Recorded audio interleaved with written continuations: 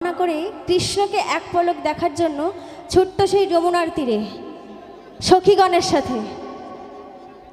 তাই আমার রাধারানীরা, এখনকার রাধারানীরা বলে কোলের কেষ্টরা নাকি ভারী বদ, ভারী দুষ্টু। কি তোমরা কি দুষ্টু ছেলে? একদম না, কোলের কেষ্টরা মোটেও দুষ্টু না, রাধাও দুষ্টু ছিল। তো কেমন দুষ্টু ছিল গানের ভাষায় একটু বলি, ঠিক আছে? শোনো সকলে। সখীগণের সাথে রাধা জল ভরিতে যায়,